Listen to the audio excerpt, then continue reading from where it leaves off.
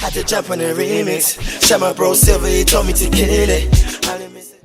Hi everyone, welcome to One on One with Honey. I'm here with my good friend Dwayne Miller. Hi Dwayne. How you doing, guys? Hey, everyone. So today we're going to be talking about a few things, what he does, and hope you all get inspired. Okay, so I'm going to just go right for it, Dwayne, okay? So, I know you work on a lot of projects. Yep. So tell me, do you have a specific job title? Or just explain to me what exactly you do. I think I would describe myself. I was doing a TEDx talk once, and I sort of needed to develop like a character. So the character I developed was I needed to create something who I believed I was. So I felt like I was a bit of an entrepreneur mixed with an engineer. So an engineer is more or less like someone that's very like, they figure out how to put things together and like take things apart and how things work and mechanical sort of stuff, thinking. So I like to think that's what kind of thinking I have. So I already do a lot of entrepreneurial things. So I wanted to invent my own word. So I called it entrepreneur. It's not quite taken off yet, but I promise you one day. Say that again, Dwayne. What do you call it? An entrepreneur. I love that. So yeah, it's gonna take off one day. So look out for that one. But yeah, that's what I describe myself. I don't specifically have a title. I don't even like titles anymore. Titles, I think, it's a social construct. So yeah, I don't really work with titles. I'm just me. So Dwayne, you work for yourself. Yeah. Tell me, what made you decide to work for yourself, not have a conventional 9-to-5 job? Yeah. I feel like it's something to do with my inner spirit. I don't think it had much to do with my actual thought process of such. I feel like it was always in me kind of thing, The things I liked were never conventional, like going to work things. I never liked being a lawyer or a policeman or any of that sort of thing. I was never interested to be that sort of thing because when I was young, I played sport. I was really good at sport in school. I played every single sport the school had. I was on every team, and if I wasn't a captain, I was the vice captain on every team as well. So I've always been a leader. So it's something that's naturally in me to, want to do things on my own accord in my own sort of way. So I feel like it's something spiritually built into me. I'm very, not religious, but very spiritual in terms of belief in higher beings and stuff like that, and the creator, higher being. So yeah, it's more or less to do with like what spirit's been addressed to me. So yeah. Okay, so I'm going to talk to you about a few of your projects right now because I want people to know exactly what you do and I want people to be inspired that they can also strive and do the same sort of things that you do. Yep. So, Trendset, Yep. okay? Yep.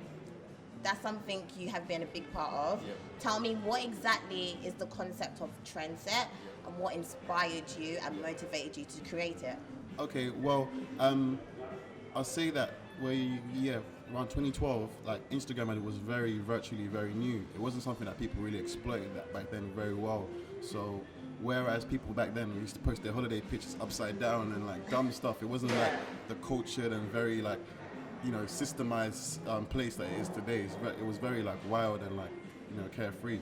And my business partner and I decided to create something that was a bit more. We had already created a blog previously. We were working on a blog previously the year before, and it didn't quite work out. It wasn't successful as we planned. So, with the rise of Instagram and all of that sort of stuff, it was a perfect opportunity to display what we was already doing, but on a new medium, because it was a new platform that people were really interested in how to use, but they weren't using it appropriately. So what we had done was we formulated a system that allowed people to see how you can use Instagram, and at the same time we created a business with the things that we like. So the fashion and lifestyle culture that we like. So I think the brand kind of developed from there in terms of its initial early stages. I think it's so important to incorporate your lifestyle into what you basically do. Yeah. So that's basically what you're doing with Trendset. And I must say, everyone, go on their Instagram because it's amazing. They have so many cool things on there, whether it's fashion, whether it's just lifestyle things. It's really amazing. Yeah. Okay, so another thing you did was TEDx. Yeah. So for people out there that don't know what TEDx is, explain to us what TEDx is and what exactly you did. It's my belief that obviously it might not be exactly accurate, but it's my belief that TEDx is an organization that deals with like interviews. So more or less they go around the world speaking to influential leaders in terms of like what they do, whether it's in business, politics, culture, education, you name it. They do that sort of interviewing, like they allow you to embrace an audience for you to explain your thought process, how you work, and why you think things work the way they do. And it was an excellent platform for me to obviously explain my development as a entrepreneur, I guess, into the world of business. Yeah. Okay, so for you guys that haven't checked out TEDx before, I would strongly advise you go on there, have a look at some of the videos. It's very inspiring, very motivational. You see people's journeys into their careers, and it's an amazing thing, okay? So one of the questions I wanted to ask you, so you know, like when we're younger, we're in school and things like that, do you feel like when it comes to your finances, do you feel like there was someone there to guide you on how to manage your finances, or do you feel like you're just thrown in kind of thing? I'll be honest with you, I've never really come from a background where finance management was a big part of life. You know, my mom was really good with money. She just deals with it how she deals with it. You know, she makes it. She knows how to like manage it, the whole process. Yeah. So it's like she knows how to do it, but it was never really a skill necessarily taught to me. I was kind of, you know, not left to my own devices, but you know, I was a bit free. I was a free spirit from young anyway, so I pretty much did what I wanted to do. I always did things like to get extra money on my own accord anyway, so it would never really like necessarily like self-reliant on parents or anything like that. So money management is something I've learned, I guess, on my own, but I don't even think I do possess money management skills. So because when you're in the world of entrepreneurship, especially in the beginning stages, early years, there's no such thing. You have to learn how to manage money, but it goes as quickly as you make it, because you have to reinvest in things and, you know, develop things that, you know, sometimes in the early days you don't get to reap immediately. You get to reap later on, like years down the line. So it's something that, you know, I think money management is something that I could have definitely I gained from a lot more when I was younger, because especially now I'm a business person, I had to learn the hard way. So I'll put too much money in that, or I'll do much money, or I'll spend too much money going out, and then I'll need to pay the rent, things like that. So, but do you have an actual budget for yourself? Like, do you budget yourself weekly, or do you budget like yourself monthly? at this stage, it's more or less down to like time and like what you're working on. So now I used to be very invested in like, oh my God, I have all my money. Let me put all my money into this all at one go. Yeah. So now I've learned how to spread it across different things, because I'm invested personally in different things. So where now I'm investing in different things, my thought process about how money works is very different. Yeah. I no longer just, oh my God, I have all this money, let me just put it into that thing. Or it depends. It varies, because this is where like there's the whole entrepreneurship and spirit things comes into it. Like you might do something that touches your spirit a bit different from what you already do, and you just feel the need to put all your all into that thing. There's no necessary reason, but you know, you have so much belief or understanding about that thing you want to do, that you end up giving your all. So it's just down to like how you feel about a project or or your business or anything at all in general. Just how you feel about it at the time. I just say, you've mentioned your spirit quite a few times. Yeah. I don't think a lot of people knew you were very spiritual. Yeah. So what's made you so spiritual, and how does it connect with your work? I feel like previously, before I had become extremely spiritually orientated, I was very like, you know, I wouldn't say I was a bad boy, but I wouldn't say I was an angel neither. So I was a bit in the middle, I guess, where I was out here, innit, I guess. You know, when you're out here, you're just out here, innit? There's no way around it, innit? When you're out here. Yeah, on job, innit? But anyways, there was a time where like I was starting to realize that God was definitely real. I knew it before, but certain circumstances happened to me that was, you know, I shouldn't be able to recover from. I shouldn't be able to keep moving forward from. Like, those difficult circumstances. I remember, not literally 2 rows from here, my office was there, and we had just moved from our first ever office to our second office. Yeah. And like maybe like a month later, literally someone broke into the building and stole like everything that we had. Yeah. At the time I thought, oh my God, my world is over. That the world is over, life is over, and everything is over, because I lost all my work that I'd ever created up until that point, and I haven't got them back. Yeah. And when you're developing as a business person and a young person in business, it's very like, it can hit you hard. But in fact, it made me very stronger, because I was able to recover myself and be even stronger mentally. And from there, I realized that you have to be very in tune. You don't have to be extremely religious, I don't think, But it's very important to be in touch with the higher spirit, and like a spirit that, you know, because God is very real. And when you speak to him more, he delivers you more from things that you didn't think was possible, and places taking you higher that you wouldn't even know existed. I totally agree with that. So I just want to ask you, there's a lot of people our age or maybe younger that they might be stuck in a 9 to 5, but they really want to be doing something else, which is something they're passionate about. But a 9 to 5 will give you stability, gives you stable income, so they may be scared. What advice do you have for people in that position right now? It's an extremely difficult one, and it's something that, as a young business person, I've had to learn various ways that, you know, first of all, it's very important in life to pursue your passions. Whether you can do it full-time or part-time, whatever means you can, you know, salvage from doing it, just go for it, do it, because at the end of the day, you only live one time. And if you spend your time doing things you don't enjoy, that's not life, you're not living, you're just existing. And it's very important to know the difference of living and existing. Because, I mean, I've done loads of things. I've started up loads of things, didn't work. I've joined back to drawing board, did it, didn't work, on to next things. And I realized that's just how I am until I get it right.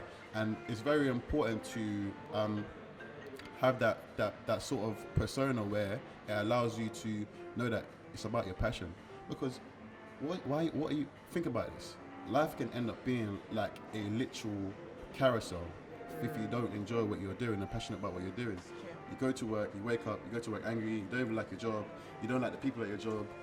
You start thinking, but what are you working for? You're working to pay bills, and you're working for the people that are owning these companies, multi-millionaires, to pay them their money so they can live in a yacht or a massive house in the country. It's true. While you're killing yourself. For what reason? So you can either join the elite level of people that, you know, spend their time on yachts, having lavish dinners and drinking alcohol all day, or you can be in the rat race with everybody else. It's about your levels of thinking. And I listen to a lot of motivational speakers. Like who? Oh, you got me giving me my secrets now. I listen to a lot of speakers. My favorites are Les Brown.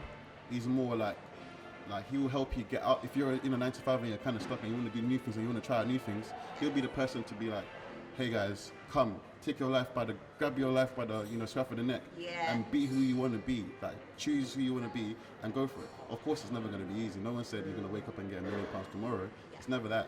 You're going to have to go through the trenches, and, you know, he kind of helps you navigate through how the trenches could be in terms of your development. Then I it's very old school, you know, he's from the 60s, 50s, that sort of era. His name's Owen Nightingale. Very good. I think he might be my favorite because his delivery, his way he puts things together. He uses a lot of quotes, he uses a lot of books, history. He's very good at accumulating and putting into context with your reality and how the world is. And a lot of things he said 50, 40 years ago are still relevant today about how people are, how the world's working, how things are going. So I really enjoy his. But probably the most famous one, and his book is even more famous than he is a guy called Napoleon Hill. And Napoleon Hill is the author of a book called Think and Grow Rich. And a lot of people read the book. I don't really enjoy the book. I enjoy his audios. His audios are sensational, like literally, like proper. Like you know when that meme on Instagram and Twitter or whatever, when Future goes sensational. That is it. That's exactly what sensational. That's exactly what his things are like. When you finish listening to it, I was listening to it earlier today, and every time I listen to it, it's like I've got a renewed energy that I swear to God I can run like 50 marathons after. Like I can climb a mountain, climb Everest, whatever. I'll be able to do it. That's powerful. Because it's so like it gives you like, it's not like most of us, you know, we're not stupid, we know, but it gives you a level of thinking that you didn't realize you had. You had it, but you just didn't realize, and that's why they're so good motivational speakers. They help you to realize. Thank you for that, and thank you for that information, your secrets. I know you put a lot of these videos on Snapchat. So do you want to give people your Snapchat so they can tune into your inspirational videos? I mean, my Snapchat is something I do like as an outlet because, you know, half of the time I spend my time, you know, raving, posting videos when I'm out doing dumb stuff, whatever. I do that. But the other half of things is what I really enjoy, and I get a lot of reception for this because, you know, I think people resonate with it very well. You know, life is not easy. It's very tough for all of us. So people, go through things day to day, and not everybody is good at expressing what they're going through. I know for that for myself, because I don't really express what I go through. So I choose my outlet to be, things that people's story that inspire people not to give up and to keep going and go after your dreams, I tell people all the time, not everyone has to try and be like me. It's very difficult. You need to be made of like this here, concrete. You know what I mean? Yeah. You gotta be made of tough stuff. So if you want to go for it, definitely go for it. But it's not going to be very easy. But you can also be very successful in your workplace. I tell people all the time, if you're going to work in a company, you might as well go look for a big company where you can move up to quite rapidly to a big level, and you can be very successful too. Yeah. But my Snapchat is called Miller by Miller. That's MILLER BYMILER again.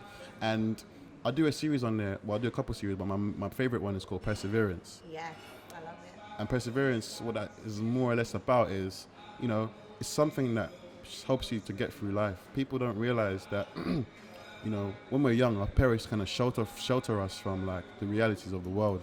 It's kind of like, oh man, you just get toys and gifts and that sort of thing, and you don't really like realize that life is not just about fun and cartoons and toys.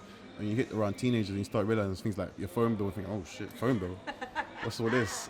Mom, what's all this? What's all this phone bill shit? And then you get a bit older, you just get more bills, and you start helping with your parents with bills. So you start to realize what the role is really like, and then it can weigh you down from your dreams and what you think the reality is. Because what is reality? What do you think reality is? I think reality is what you make it. It's as simple as that. Reality is what you make it, and a lot of people don't realize that. They give me varied answers when they say that. Reality is, oh, you gotta have money. Oh, you gotta go to work. Oh, you gotta get married to a football player or whatever. You know what I mean? People's realities are so varied. It's ridiculous. But my reality is the same as yours. It's literally whatever you make it. And one of the main quotes that Napoleon Hill often uses is that, life is whatever you create. You create your reality. You create your surroundings. If you want to be rich, you think richness. If you want to be a successful football player, you think football. Yeah. If you want, and just think about what you want to become. And if you don't reach the what's the quote? If you don't reach the stars, you hit the moon, right? Yeah. So Elle Nightingale often says, a lot of people don't even aim to be successful. That's why they never get there. They don't even aim. They just think, oh, it's too long. It could never happen to me. How can it happen for me? Yeah. Little old me in my small town, my little ends area that's too hood. I'm not even that talented. Too many people are more talented than me. They already give up. They've given up before they even started. So it's very important to even attempt to reach your reality. And when you get there, you realize, sometimes you don't even realize. When I used to want to play sports in school. So that's why I play so many sports. Yeah. I convinced myself at that time, I can't even do it. I'm not even good enough. Some people I saw that weren't even as good as me, they play league football because they never gave up. And that's how I treat my entrepreneurship journey as well.